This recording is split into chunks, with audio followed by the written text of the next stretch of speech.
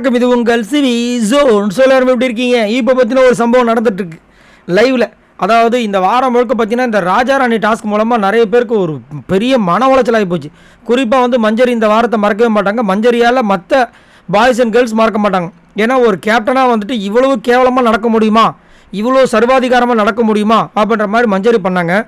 அதே மாதிரி அந்த ஒரு டாஸ்கில் வந்துட்டு கேப்டனாகவும் அவங்களால பண்ண முடியல, படை தளபதியாகவும் பண்ண முடியாமல் ரொம்ப நொந்து போயிட்டாங்க. அதே மாதிரி இன்னொருத்தங்க சாச்சனா இவ்வளோ கேவலமாக வந்துட்டு வன்மத்தோடு பண்ண முடியுமா, இந்த பொண்ணு இந்த வயசில் இவ்வளோ பண்ணுது, இந்த மாதிரி நிறைய விஷயங்கள் போச்சு.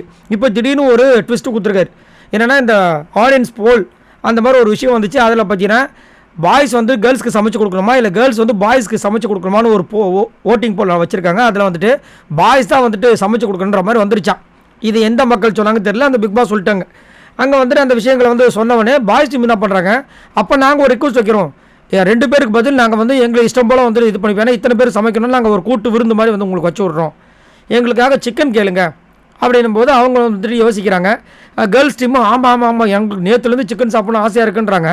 ஆனால் இவங்க கொஞ்சம் பிகு பண்ணுறாங்க. எப்பயுமே பிகு பண்ணுவாங்க, உங்களுக்கே தெரியாதா, மஞ்சரினாவே என்ன சும்மாவா. அதுக்கப்புறம் போயிட்டு எல்லோரும் நாங்களே போய் கேட்டுக்கிறோம் அப்படின்னோடனே இவங்க யோசிக்கிறாங்க, ஐயோ கேப்டனோட மானம் போய்டுமென்ட்டு இருங்க நானே கேட்குறேன்னு சொல்லிட்டு போய் கேமரா முன்னாடி ஆரம்பிக்கிறாங்க. அதுக்கப்புறம் பார்த்தா எல்லாரும் வராங்க, ஐயா சிக்கன் கொடுங்கய்யா, ஐயா சிக்கன் கொடுங்கன்னு.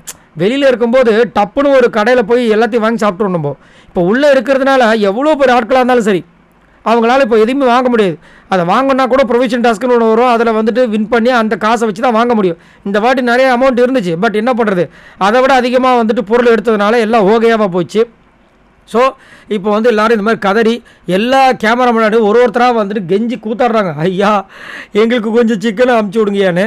பட் பிக் பாஸ் அதை ஏற்றுப்பாருன்னு தெரியல, ஆனால் ஒரு சில டைமில் அந்த மாதிரி பண்ணியிருக்காரு. பார்க்கலாம் என்ன நடக்குதுன்னு. சரி, நீங்கள் உங்களோட கமெண்ட்ஸை சொல்லுங்கள். இந்த வீக்லி டாஸ்க்கை எப்படி என்ஜாய் பண்ணீங்க, இதில் ஒஸ்ட் பர்ஃபார்மன்ஸ்னா யாரை சொல்லுவீங்க, பெஸ்ட் பர்ஃபார்மன்ஸ்னா யாரை சொல்லுவீங்க?